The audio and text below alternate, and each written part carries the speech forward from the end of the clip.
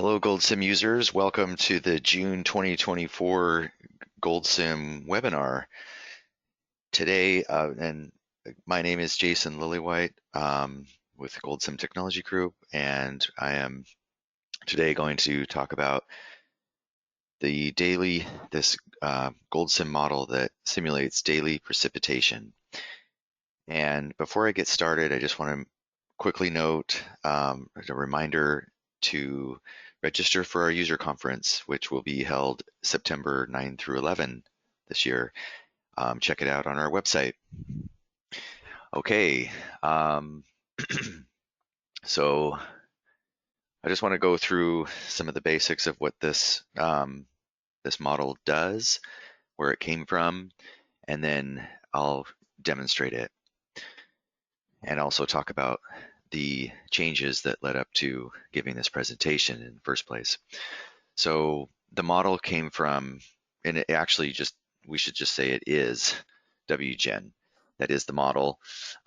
It was originally written by, you can see the reference down at the very bottom of this slide, written in FORTRAN, and we put it into GoldSim, and it's been used in a number of models to generate random rainfall, but random but representative of a particular location, single point location, that is. And also keep in mind, I think I've said it already, but this is for a daily time step. We don't have, there has been no work done in developing anything in GoldSim that could simulate anything other than 1 day time steps. Currently, that's where it stands right now. One big reason for that is because it is a first order Markov chain. So the way that works is that you have you're carrying forward state in a model, and this is a very common thing that you would do in a GoldSim model. You would use a status element, for example, but there are other elements that carry state, like a pool element, a reservoir, an integrator. The status element also carries forward state into a model, and it has an output of either true or false. And so what we're doing is we're saying we either have a wet or a dry day, kind of like true or false, right? So we keep track of whether it's dry or it's wet from carrying forward from the previous time step. And we look at that and we say, okay, based on that, we're going to use a certain probability number that it will be raining today, the next day. And if it's dry, we have a different probability number. And so that switching back and forth, depending on its previous state, is called first order Markov chain between having one of two states going forward. And then on top of that, we use a gamma distribution. Why a gamma distribution? The people noted down there at the bottom, they looked at others, but this one was found to model pretty well, pretty reliably, as far as when it is wet, what is the intensity? I shouldn't say intensity, because that might connotate something less than 1 day. We're talking about daily precipitation totals. That's what we're modeling. That's what we're looking at. Everything has to do with, we're looking at the total rain that accrued over a 24-hour period. Those are the values that we're looking at. You could call it a rate, if you're saying it's this many inches or millimeters per day, then that's a rate. And that is what is commonly used as inputs for GoldSim models, because we're looking at converting into a flow rate, let's say a runoff from a watershed, for example, and into a pond. So we're very interested in what is this rate of occurrence, over time. That's where we're getting to. That's why we're using these models. But I just want to make sure that we understand that's actually what the data is. Okay. WGEN was also built to calculate other things like solar radiation and min and max daily temperatures. But for what I'm going to be presenting, we've removed that from the discussion.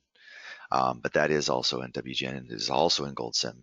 But this precipitation generator that I'm talking about has stripped those things out. Um, but please do let me know if you're very interested in moving forward with this PrecipGen model in your work, and later on you say, oh, you know what, I would be great if it would be great to include temperature. Let me know, because I'm also working on just a separate, just temperature only model. I'm leaving out solar radiation because it's a lot more difficult to get that kind of data for the time periods that we're looking at. And I haven't spent more time on that. Okay, so what are some of the applications of this kind of model? And if you're here listening to this webinar, then you probably already have one in mind.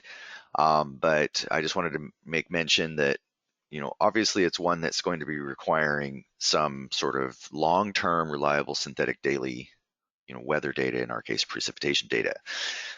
Any kind of studies requiring that, where you're looking at the long-term future possibilities, this would be a good application.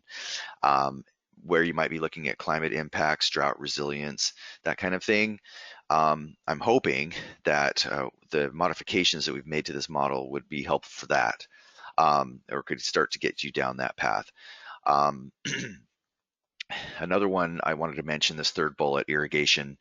I wanted to make mention of this because I was looking into where this WGEN originally came from, which is the USDA ARS, that stands for Agricultural Research Service, and it's just a arm of the USDA, and they want to, of course, look at the resilience of crops in the future. That's one of the studies they're currently working on that would be interested in doing, interesting having, knowing, doing a simulation of daily precipitation.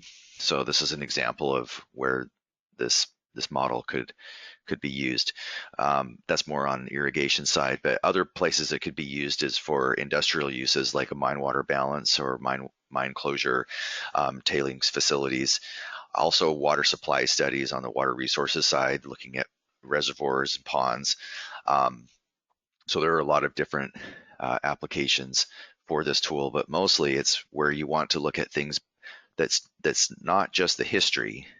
It's often useful to go back into the historic record of precipitation and put that onto a future roadmap. Maybe you randomly sample it or something, to guess what could happen in the future. So that's one way of doing things. But what we're talking about with these precipitation generators is that we do look at the historic record and we base what we're saying on that, but we model scenarios that haven't occurred before. So that's what we're doing with this model. Why did we put it into GoldSim? Well, because a lot of people are doing water management type models with GoldSim that have rain as inputs, so it's pretty important. Also, and maybe more importantly, is that it's a good fit, actually, because of what GoldSim already has built into it in its basic functionality. So Monte Carlo simulation is a perfect environment for this Markov chain type model to be working within. It just works perfectly, because that's exactly what we need the Markov chain model to be looking at, is, a lot of randomness, random behavior. Also, the fact that we can have just stochastic elements that we use at the element level to incorporate what we're trying to portray as inputs to this model. Also, the fact that we can do correlation with our stochastic elements is extremely useful. And then, of course, the status element. I mean, this is the main piece of what Markov chain model is doing, is using a status element. So, of course, we have to make mention of that one. But these are all just our basics, right? This is basic GoldSim. So that's been really nice to be able to take advantage of that. We had to build also another GoldSim model. It's not really necessary for all of your projects. It's just a way to generate the input parameters. So it's just a convenience, I guess you could say. But that all had to be developed, and it's kind of involved. But what it does is it looks at your time history your historic record time series, and it just from that it calculates the inputs that are required, which I can walk through. But anyway, so I wanted to demonstrate the PrecipGen model because it has this ability to take from the same time series input that we've always been using, but it looks at it a little bit more in depth to come up with a few more variables, essentially, and not a few more. I would say it doubles the number of inputs, but it only doubles it. It doesn't make it 10 times more inputs, but it is more inputs. So that's something to consider. However, it developed these inputs from the same exact time series input. So really what it requires is more history. The requirement for WGEN was, now this was a recommendation in the original paper when they developed the model, is they said it's recommended to have at least 30 years of historic record, and to get a good representation. But for if we want to look at long-term multi-year droughts and wet periods, then we probably need as much as we can get, and 100 years seems to be a fairly decent representation, as long as the drought periods are, oscillating, as long as you can capture a number of drought periods within that 100-year period. So, okay, so let me go. Oh, and then one last thing, testing is a huge part of all of this to make sure that we're getting the right answer and we are doing things right. We look at a whole bunch of things. A lot of this is coming from the original work, where they had a lot of different ways of looking at results and monitoring things, just so I carried those forward. So it's a lot of just doing statistics, looking at total quantity or total depth of rain in different ways, daily, monthly, annual statistics, and then also looking at things related to time. So how many days of rain, how many days of dry period in a row, how often do we have periods of drought, and drought is calculated as deviance from the mean over all the years. So how many years are we, below that? How often do these drought periods occur? Things like that is what we're calculating. Okay, so that's the end of that. Let me go into the models themselves.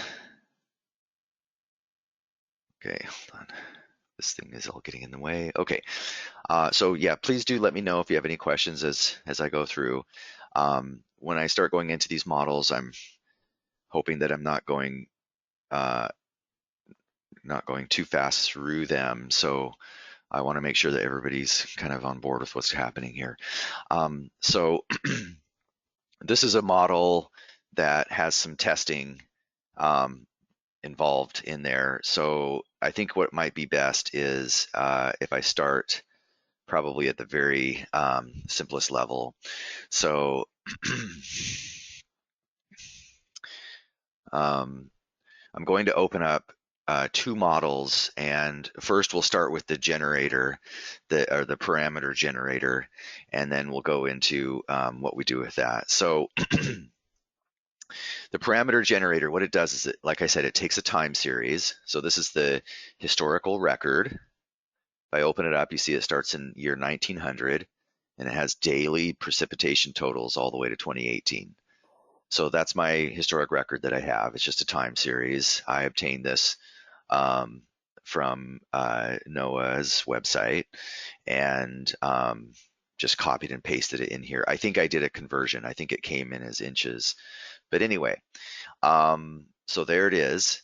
Then what it does, and this is all still the same as what WGEN has always done. It's just the precipitation part. We take it, we calculate totals. These are just they're just totals of different kinds of things in order to calculate our statistics for what we need. Anyway, at the end, after we calculate those totals, at the end of the simulation, That's the reason this is in a conditional container.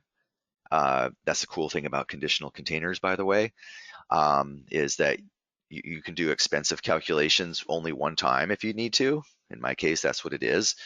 I'm doing a bunch of calculations on a bunch of tables that are coming out of here, and I save that for the very end of the simulation. So if you go to the conditionality of this container, you see that it says execute this, or essentially make this container activate when we're at the E time of the simulation duration. So when we're at the end of the simulation, then we go ahead and we activate this thing and we calculate the parameters that we need, which end up over here in this table that we can then copy. So what I've added to this, in addition to doing that, we repeat that process in a submodel. So the cool thing about a submodel is you can do sub-processes, that occur all at once at a certain time. So this could happen. I think I also trigger this to happen. Okay, right at the beginning of the simulation, I take this time series, I put it into here, and then what I do is I run this model for a number of realizations, however many times I tell it, looks like 100 times, and then I iterate over the time series and I come up with a range of parameters. Instead of just one set of parameters, I come up with probability distributions of the parameters. So what that does is it takes into account dry and wet year, all the different types of years that are available within the time series, and I come up with these parameters and I come up with a range, and it's now a probability distribution, which allows me to come out here and get the standard deviation, the mean of all of them. It turns out the mean is very close to what we already calculated out here, because this takes the whole entire time series into account, so it should be the mean. So we already have that. Then we just use the standard deviation. There's a couple of other ways of doing it. You could get a min and a max, and then you could apply a triangular distribution, for example, to couch the range, or to quantify the range of parameters that you would then apply to your model. But essentially what we're getting here is, instead of just having one set of parameters, and I'll show you what these parameters look like when we run this model.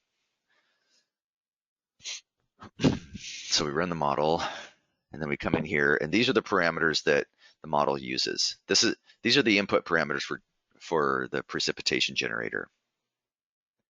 This is really all it needs. So they're monthly values, just to account for the seasonality that's inherent in rainfall throughout the year. And we have probability. This column is the probability that we'll have a wet day if yesterday was wet. This one's the probability that we'll have a wet day if yesterday was dry. So that's why these numbers will always be smaller, that I've always seen, will always be smaller than the first column. And then we have a mean and standard deviation. Now in WGEN, we use alpha and beta, but those are just mathematically, you can calculate them either way. You can get the mean and the standard deviation from alpha and beta. I decided that because sometimes it's very easy to go and look up the mean and standard deviation of monthly rainfalls for different locations, I figured it would be better to show the inputs this way, because it's something that might be more recognizable or useful in other places, or comparable to other tables that we have in other places. So that is the difference here, by the way, in this model versus WGEN. Okay, so this is what we've always been coming up with, though. This is nothing different. What's different now is we have this additional table that is the same set of parameters, but it's their standard deviations based on all the different kinds of years that we've been running. So it's another table, but what we do is now what we're going to do is, instead of just, and it's almost like I think what's that movie called, Inception or something, where it's like a dream within a dream. We're doing a probability distribution that will be used to feed into a probability distribution again. So it's kind of an added dimension almost, but just stay with me here. I know it might be a little bit like there's a lot going on here, but essentially just imagine that we're going to feed these numbers, these ones up here on the top that I'm highlighting, we're going to feed these numbers into the precipitation generator, and they're constants for the month. Okay, so for January, we're going to give it a 0.4. That's going to mean that on every given day, we're going to be looking at a 0.4 probability that it's going to be raining, if, well, only if it was wet yesterday, right? So there's that too. But anyway, when it's raining during a rain event period, every day we go forward, there's a 40% chance it's going to be raining the next day. So that's what we're doing. But next, what we're going to do is we're going to say, well, every year we're going to forecast a new, whether it's a dry year or a wet year. So on top of the daily variability, now we're applying a change to our probabilities by sampling by this standard deviation away from the mean. So for the whole entire year, we're going to be applying these values, but these are going to be means. We're going to be sampling from a distribution that has a mean of these values with a standard deviation of these values. Okay, so I'll go into how that's done a little bit, but I don't want to bore everybody too much with it. So let me just mention that you can go in here and you can see how I'm doing it, how I'm calculating those numbers, but essentially we come up with these two tables. You also need to go into the submodel and get the correlation coefficients. So it's important that these parameters are correlated. If you're sampling random, if you sample high on the probability of wet value, then there could be a correlation to the mean quantity of rain. And there was found to be correlations.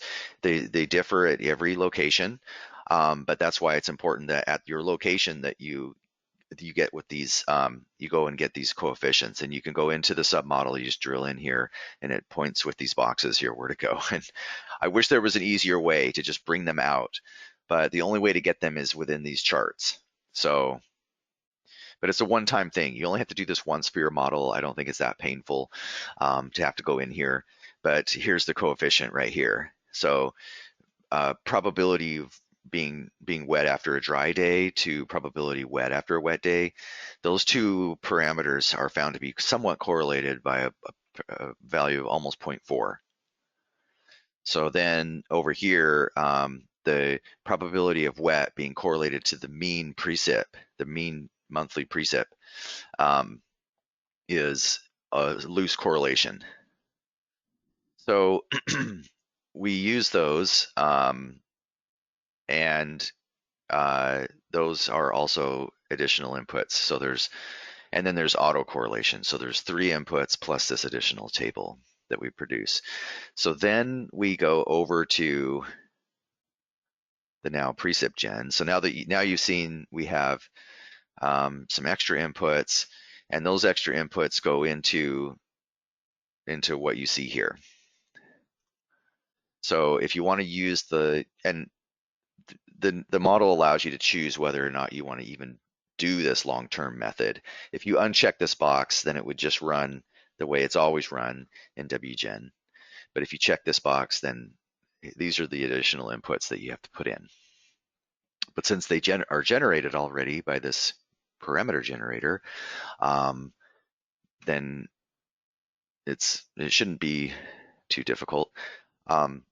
It just make sure that you carefully look over the data set, because I've found at many of the locations where it looks like promising data, eventually you start doing statistics on it and you start finding that, oh, there were actually a bunch of months that were missing data, and I didn't realize it because there's so much data, so it would probably be a good idea to use some of those tools that are available for cleaning up time series data. For example, the Army Corps of Engineers HEC DSS view, for example, would probably be a good tool, something like that.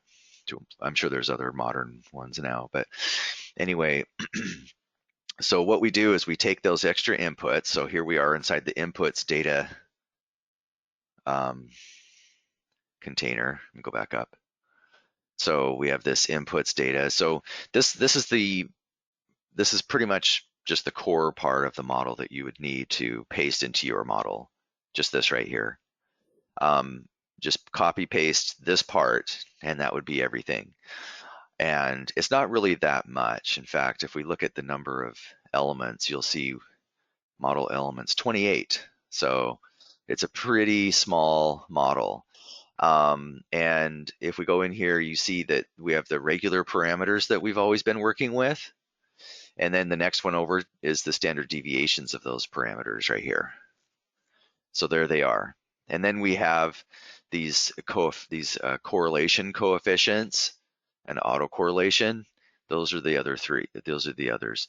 That and then okay. So you could put a threshold on the min and the max possible precip. Min is a good one because you don't want to calculate just using something that's close to zero, but there's some numerical error or something, so it's super close to zero. So to avoid that, you could put something in here like this. Okay, so then what we do is we go into this new area here. This is all new stuff that I came up with, and so let me explain it. So what we do is we first, in GoldSim, when you correlate stochastic elements, there's a couple of things you need to keep in mind. Okay, so first of all, if I want to correlate this probability of wet given dry, if I want to correlate this to the probability wet if given wet, PWW, if I want to correlate this to the other, which I do want to do that because I found there's a correlation in the historical data set, I'm going to apply this correlation coefficient. When you do that, it means that the sampling structure must come from the thing that it's correlated to. They have to match, right? If the other one samples, this one needs to sample because they're correlated. So you kind of just have to delegate that to the other one that it's correlated to. So this says right here that it's sampled once, but it's actually it's actually correlated to the other one. So it's just going to do whatever the other one does. So what that means is that if you want to apply autocorrelation, it means in addition to correlating ones to the other, it means we need to have what's kind of like a driver. And this is the kind of the leader I'm just calling an autocorrelation leader. I don't know what else to call it, but essentially what it's doing is it's saying on a yearly basis, we've looked at the historic record and we found on a yearly basis there's an autocorrelation. There's memory kind of, is through this, there's a momentum through the system. If it's been dry one year, it's probably going to be dry the next year. It's not just going totally back and forth. That's what we found in the historic record, right? So then you can apply that in here. Also, if you wanted to model, maybe there's a climate change scenario for your region that says, there's a chance for an extended period of wet or dry period that's longer than maybe on average what we've seen. So what you could do then, if you increase this autocorrelation, get it as it approaches 1, then your changes from the previous time step are less.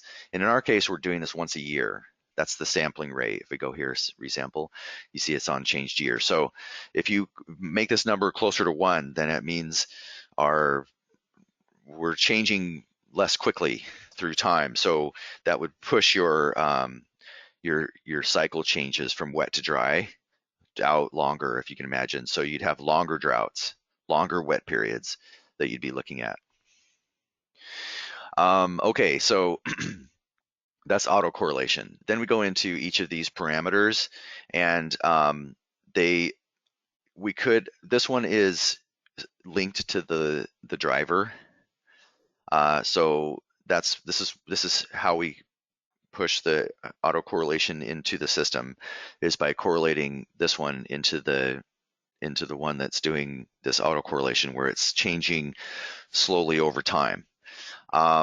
We could say a 1 here. In fact, I probably should say a 1 because it's just supposed to link to, it's just supposed to sample at the probability level that this one samples to.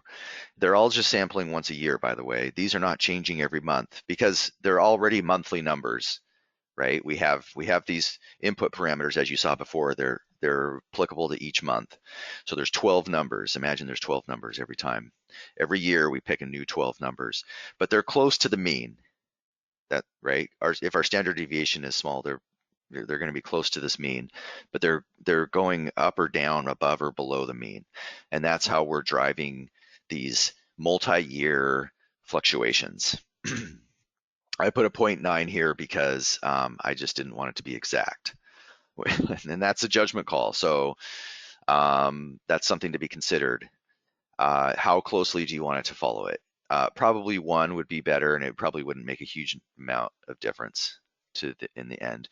All it's going to do is affect how frequently we cycle back through, these cycles of droughts and dry and wet periods. Okay, so anyway, we're still working with these original input parameters. We're just slightly adjusting them up or down, and they're all correlated to each other in a certain way. Okay, so then from those, we come into the original model. So this is the original model where we're just saying, okay, but if you want to do this long-term thing, then this is going to be true, and we're going to refer to those stochastic elements we were just talking about. Otherwise, we're just going to our constants. So that's where we do the switch right there. And then we come over here and we go into the Markov chain.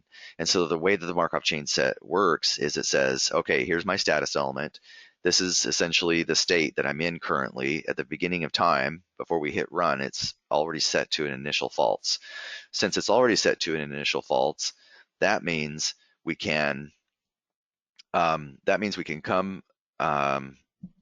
over here and we can say, okay, this probability of wet is, oh, sorry, we first need to go over here to the status, or to the selector.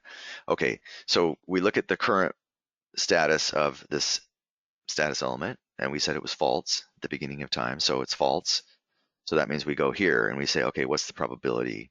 And so that means we go to this lower number, 0.19. So it's about 0.2. So then we come over here and we say, oh, in addition to that, I want to pick a random number between 0 and 1. And it's just a uniform distribution.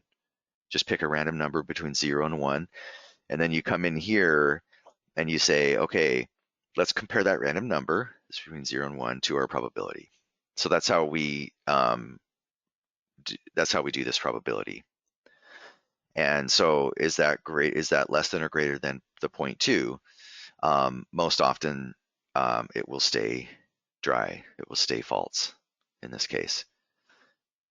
So that's how we simulate these kind of, shorter duration wet periods that have longer dry periods in between through history. Just all statistical, just statistically driven. There's no physically based modeling going on here. So, okay, so then we calculate the magnitude of the rain for the day with this gamma distribution. And the gamma distribution, if you go here to look at the plot, it won't show anything. There's a lot going on to feed into these inputs, so it won't know those till we run it. Anyway, that's it. That's all it does. If it's wet, then it applies the value. If it's not wet, then it's a 0.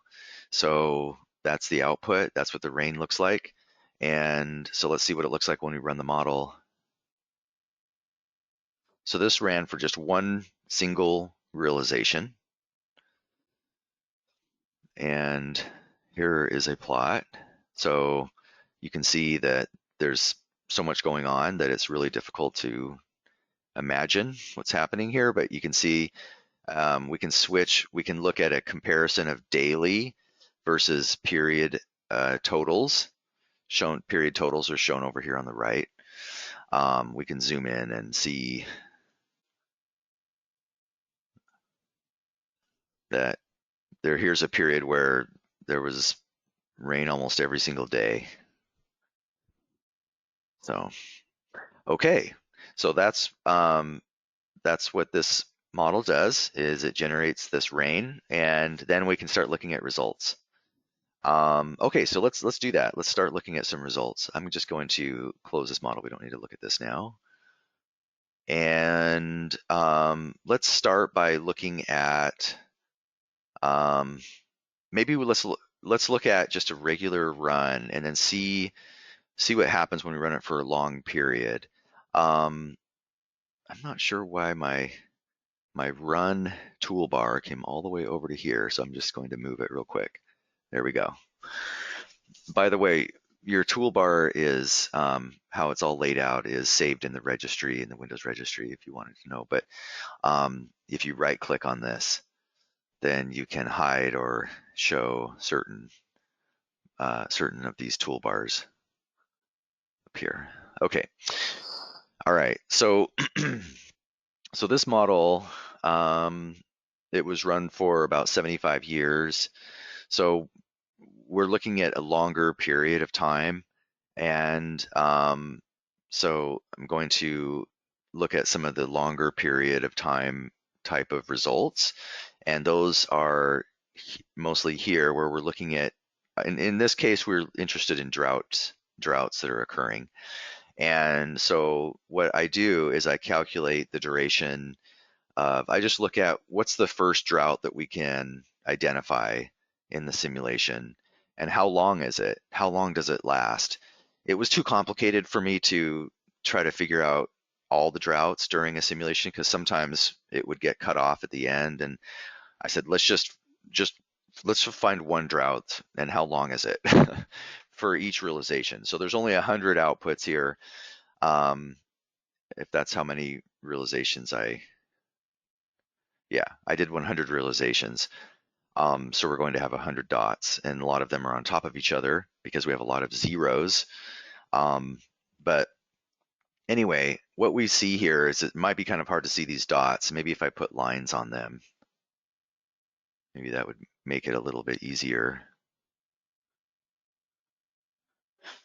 So the green, so you can see the green, that's the observed. We're getting longer duration droughts than what WGEN is producing.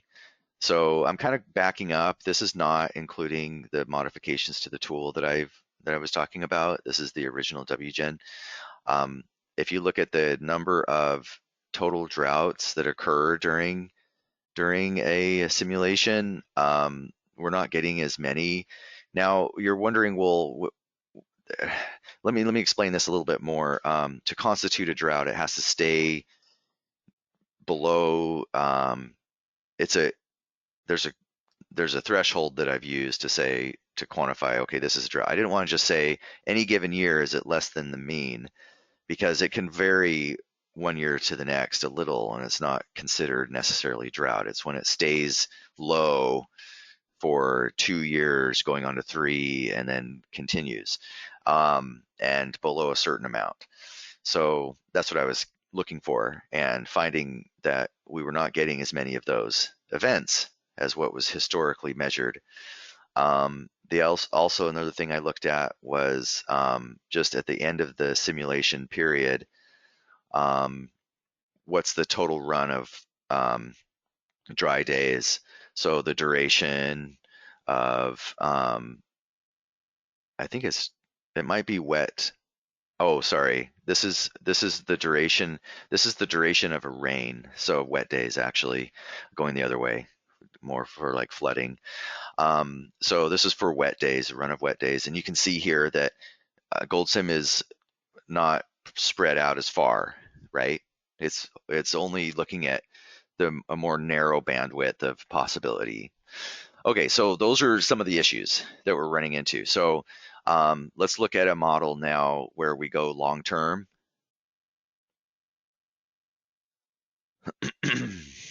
This is a location in Australia, one of the locations that I've been running all the tests on, because I'm trying to pick multiple locations around the globe that are representative, and this is one of them. It also has good data. it's anyway. So if we go here, then what do we see here? So here we can see that the GoldSim model is now producing a good number of droughts, or the drought duration is not, lagging behind. It's actually showing a pretty good representation of what's been observed. And I'm sorry if you can't see those green dots very well. Maybe I could make them a little bigger.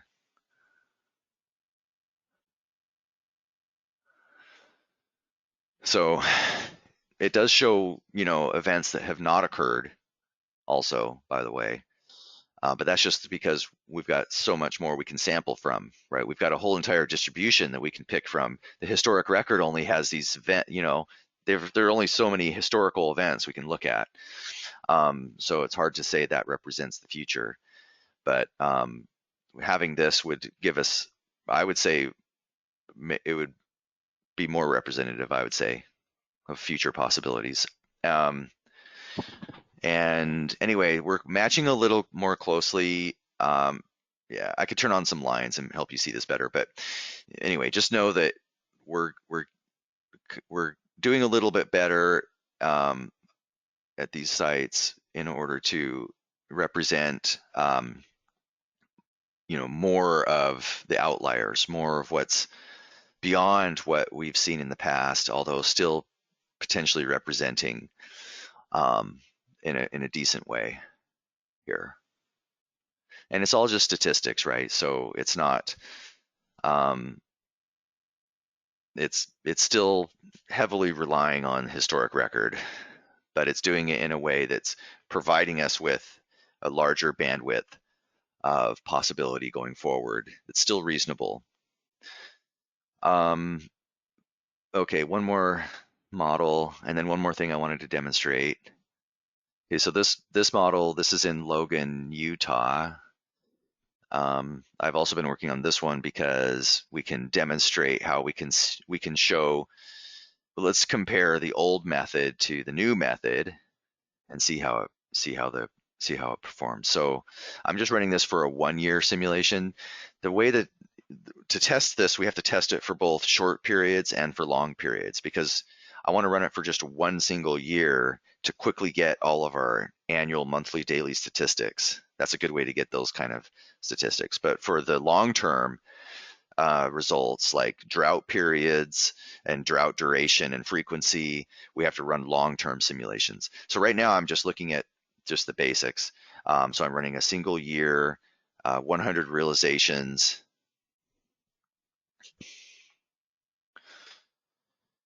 And okay, so now if we look at, this is a different site, by the way. This is not the same site we were looking at before. So blue is the new method, and you can see here that it's got a little bit of a tail on either end that it extends above and beyond the historical record, which is in red, but it does match it pretty well here.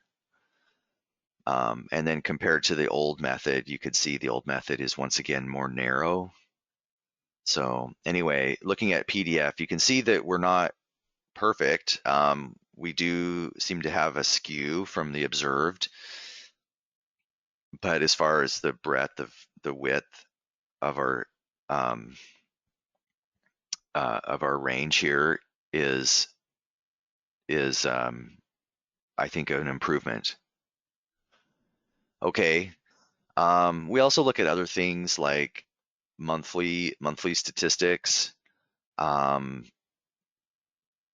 some other things. But anyway, now let's look at what it takes to run this for a long period of time. So when you run this for a long period, what you'll see is with like with any model, when you start, you're still in kind of like playing around mode with your model, and you start increasing the duration of the model, and then you hit run and you start looking at this and you're like, okay, I'm gonna have to go have some lunch and come back. If that kind of thing happens, just keep in mind that it's really easy with your basic license of GoldSim to set up a distributed processing run. So what I do is I have a little place on my computer that I have this. It's like a shortcut which you can create. So you just create any shortcut, but in this case, you want to create a shortcut of the executable of GoldSim. So what you would do is you'd go over here into your C drive and go to program files, x86, GTG, and then go to the latest version of GoldSim and then do a shortcut, get a shortcut of this executable. So that's what I did. And I ended up, and ignore the name that I have here. It's for one of our software builds, but it's essentially the software, okay? So the important thing, however, is that in the properties of this shortcut, here's the important part. And we also have an article that I can point you to if you're interested. But essentially, in addition to the target saying the executable, notice it's in quotes. I think it has to be in quotes because of the spaces in the target. It might also be because of the backslashes, but I'm not sure. But anyway, quotes to the executable, and then a -s. So this video recording, we're recording this video too, if you need to go back and see this later. But with that opens up, that's for opening up a client. And then if down here in start in, you just need to make sure that you go to the folder of the executable. In your case, it will be, just GTG and then GoldSim 14. It'll say GoldSim 14 right there. And it's just the folder that the executable is in. So that's all you have to do. So once you've done that, then it's just an easy matter of just double clicking on it, and you'll see a client appear, a GoldSim client. It's actually a DP client. And then just do it again. Another one, and again. Okay, so the other ones went below. There they are. So there's all three of them. And then we can move this out of the way. Let's just put this over here to the side. Okay, so let's say we want to do this long run for this model, right? And it takes a while. So now we have these three things set up right here. So now we can come over here and do run on network. And these line items may not be there already when you open this up. If they aren't there, then just come over here and click on add client. And then a little line will appear and you can put in the address. Now you could put an address on your network where whatever computer is connected to your network you can put, right? But I'm just doing ones on my own computer because I don't want to deal with all that. And I don't have a network. Well, I do, but anyway, you get the idea. This is just for like making it a little bit faster. I mean, this will make it 3 times faster if we do this.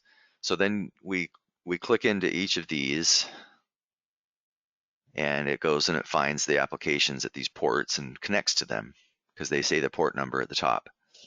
Okay, and then also it's a good idea to click on these settings to make sure that you're not running too many realizations per client, right? So I'm running 100 realizations total. My problem is that each realization takes a long time. Because of that, I'm going to make this number small. If I had 100 clients, then I probably put more realizations per client and anyway, you kind of have to play with that number to whatever you think might work well. Wrong version. Oh yeah, I'm gonna have a problem here. Hold on one second. Sorry about that. That would be a problem. So I need to make sure I'm running the same version.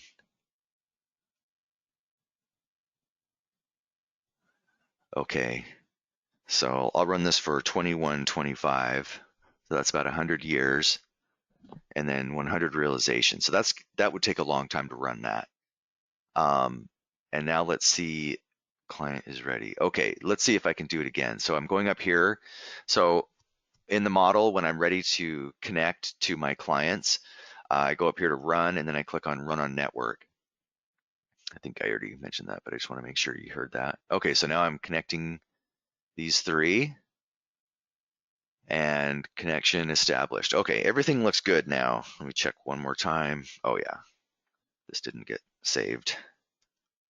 So one realization per client, and then I run it, and then what you'll see is that over here on the right, you see that we've got three going at once, three realizations at a time. So there's our 3 times savings. Why did I pick 3?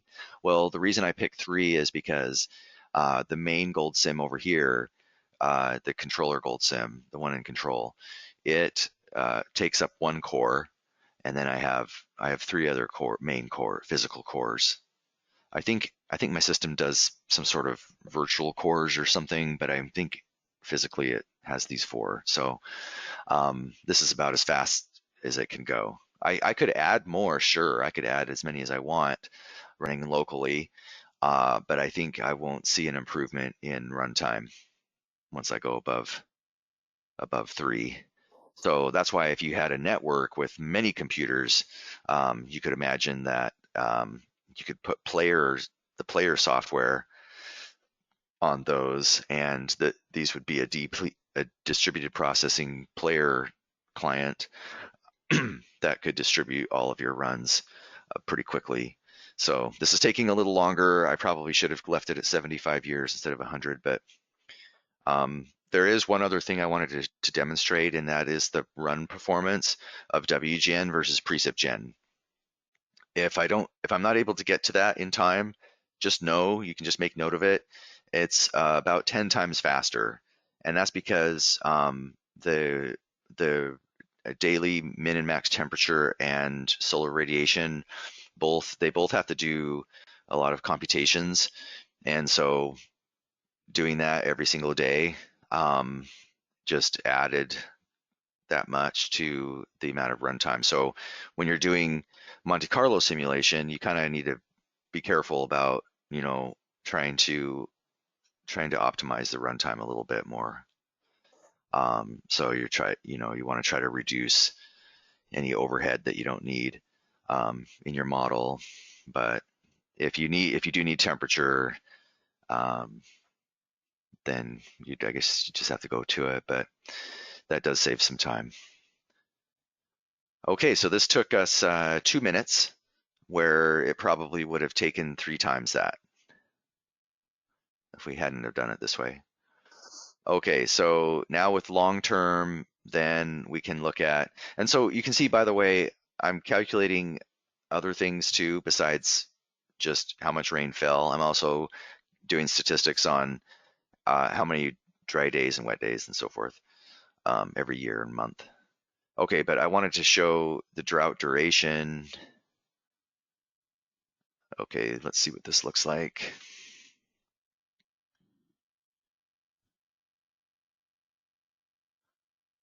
Okay, so the historical record is really confined to within this kind of 50-year period.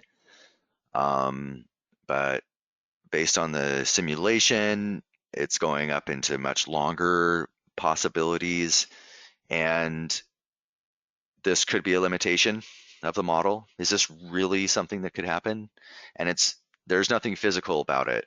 So we can't say that, okay, yes, this is evidence that we could have, a drought that lasts twice as long as we did before. But I guess statistically, using the statistics that we're talking about, then statistically, I suppose, in this way, but I don't think that's really correct. So this would be, I would say, a model limitation here. But beyond that, I still think it adds value in that it's still enabling us to say, look, statistically, based on these statistics, and we can point to them what we used, we can see that there is a way that we can model changes and states in the future that we have not seen before, but are statistically relevant to the historic data set. So does this mean that it's possible to use this type of output for a project? And I don't know if I could say for sure how I would feel about this if I were the client. Let's say at a mine or at a city looking at water supplies in the future, how would I feel about seeing a result like this? And I'm not sure, but I would probably want to consider at least these kinds of scenarios. What is the implication in our model? What kind of thing does that do? And then maybe go backwards from there and start looking at the reality or the possibility of these kinds of droughts and do further study. So I just wanted to make mention of this kind of thing. There are limitations where you might go too far, and that being said, there are also limitations of just taking the middle of the road and saying we're only going to do, the middle of what's ever happened. But you also have to keep in mind that we have now just executed a run that is as long or longer than the historic record for any multiple possible combinations of things that could happen in the future. So it's not necessarily a science that we can say we know this for sure. And so that's where it needs to come down to looking at the global climate models and their forecasts and see what what those projections are saying, and then that could help us drive the inputs a little bit better for this model. But at least it gives us the ability to look at scenarios in a way that can be statistically derived from records. And so what we're planning to do with this going forward is to start looking at longer historic records, like tree ring data that goes back thousands of years, and allowing us to look at the drought durations over a longer period of time to see how relevant they might be when we're incorporating those kind of statistics in the results of our model. So that's kind of where we're going. But if you want to play with this model, you're welcome to. I do plan to also include applications that use that model for example, for testing. So if you want to also test it and make sure it looks like it's working for you, I can also provide those models. And I don't know if they're up there yet, but the test models will be up there soon. But if you just Google search PrecipGen GoldSim, then you'll find this model to play with it. So anyway, that's the end of the presentation. I hope it was useful for you. I will stick around to see if you have any questions. But thank you very much for joining, and we hope to see you next month. And also look forward very much to seeing you in person if you come to our conference this September. And so, yeah, thanks again for joining us. And I am very curious about any feedback you might have on this model. So please do let us know if you have questions or any kind of comments. Thanks again. See you next month.